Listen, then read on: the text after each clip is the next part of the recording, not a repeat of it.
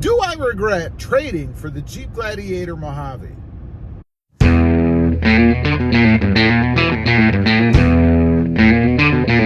Well, good afternoon, everybody, and welcome back to Rob Motive JT. Big question. Do I regret trading for the Jeep Gladiator Mojave? And by the way, right now, if you hadn't seen already or hadn't seen a previous video, I am cruising around in a Mercedes. Just to get that clear, this is not a Jeep Gladiator. I'm actually on a trip, so I've got this as a loaner. But I've been thinking, and people keep asking me, do you regret trading for the Jeep Gladiator Mojave? Before I had a Jeep Gladiator Sport. Nothing wrong with it. Nice car, nice Jeep rather, truck. Fun to drive, loved it. Nothing wrong, as I said, and that's a big key thing when it comes to the Jeep Gladiator. So anyway, I traded it with my mother for the Jeep Gladiator Mojave. And the Jeep Gladiator Mojave has a few differences as compared to the Sport S. One, it seems heavier. It feels heavier to me, and I believe it is heavier. It has more suspension, more protection type stuff in it. So you can feel that a little bit in the power of it. It's nothing substantial, but you definitely know that it's there. Does that bother me? Do I regret that? No, I really don't. Next up is the firmness of the suspension. If you're considering which trim level, which model to go with as far as a Jeep Gladiator goes, just beware that the Mojave has a firmer suspension, and you're going to feel that. It's quite obvious as soon as you get into the truck. You feel the bumps more, the steering is tighter, everything is just more oomph, if you will. Everything is firmer. Does that bother me? I do prefer a softer ride, gotta say. Maybe it's age, I don't know, but I do prefer a softer, kind of floatier ride. Nothing extreme. I mean, I don't want the steering wheel to turn 2 inches each way before it takes effect. I don't want to just kind of bounce over the bumps, but I do prefer just a little bit softer ride. I don't regret it, but I do miss it a little bit. Next up, fuel economy. I would say the Jeep Gladiator Mojave seems to be getting a little bit less when it comes to miles per gallon than my Gladiator Sport S did. And I think that's probably because of me. I don't think it has anything to do with the truck itself. I think it's because I'm a bit more aggressive on the gas pedal. I don't know why that is. I don't know if it's because it's a more aggressive Jeep and I just feel more aggressive when I'm driving it, but I am getting about 1.5 miles, 2 miles per gallon, about 1.5 miles per gallon less than I was in the Sport S. Kind of strange. How about the appearance? I liked both. I mean, don't get me wrong. The Sport S is a good looking truck. I had the bigger wheels, or tires rather, that poked out a little bit, and I really did dig that. It had a good look to it. It looked mean. The Mojave is even more. It's got that little hood scoop on it. It's higher up in the air. Of course, I have the Snazberry red color, a much more aggressive color, I think. Isn't red like the color of anger or something, whereas white is more tranquil and calming? For sure, I think, with the Jeep Gladiator Mojave, it definitely gives you a more aggressive look.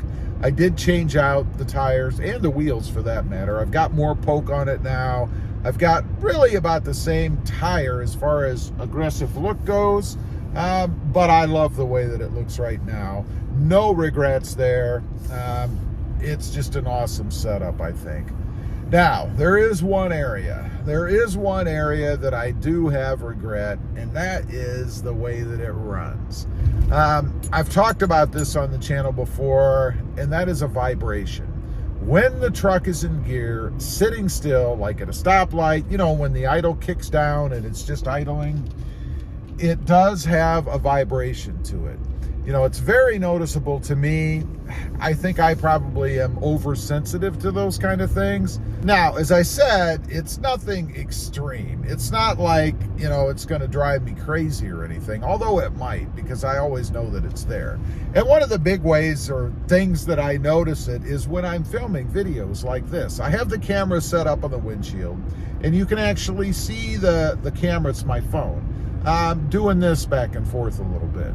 Now, I'm kind of comparing it to this Mercedes. I've done it a couple of times when I've been at stops, because I have you guys suspended from the windshield on the same kind of setup right now as what I have in my Jeep Gladiator Mojave.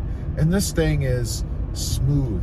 Now, it is a Mercedes, but it's 19 years old. It's not like this thing is brand new. One would expect it to run a little bit rougher, right? Maybe to idle a little bit rougher, but it doesn't. Now, that's not good when you're comparing it to a Jeep Gladiator Mojave that's only one model year old. I mean, that thing should be smooth. You shouldn't have any issues like that. And by the way, I'll give you a quick update on it. I did take it to the dealership. There's a video about that. And they basically told me that they didn't find any codes. Everything was fine. In essence, it must be in my head. Even though the service tech or the guy that grabs your truck when you pull up said that he could feel it too. Who knows? I really can't stand the way that they do things these days. It seems, unless, you know, you've got a big gouge in your hood or something, if they hook the computer up to it and it doesn't throw a code or show any issues, there's no problem, even though there's a problem.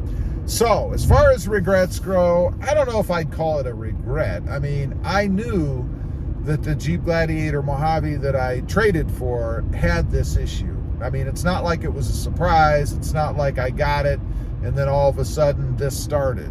My mother had told me, and I had been in it as well, and I could feel it, that it was doing that before. So, no regrets. Really, I mean, I wish it didn't do that. I wish the dealership would have been able to solve the problem, because I do think it's a problem. There are a couple of things I'm going to do. I'm going to change the plugs in it, because I think it's got to be something to do with that. It could be the timing for the idle, the way it's set up, that frankly it's just idling too low.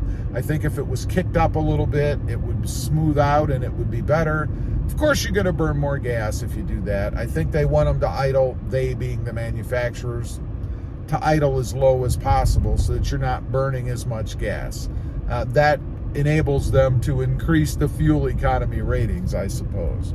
So anyway, overall, yeah, I am very happy. If it weren't for that vibration issue, the truck would be perfect. And hopefully, when I get back and I change the plugs, we'll see how difficult that is to do. Everything will be fine. We shall see. Stay tuned for the resolution there. Also, real quick, I do have 2 additional channels. Rob Motive MT, all about mini trucks or compact trucks, currently the Hyundai Santa Cruz, and Rob Motive, all about Toyota Tacomas. Check them out, and if you're interested, please consider subscribing. Thanks for watching.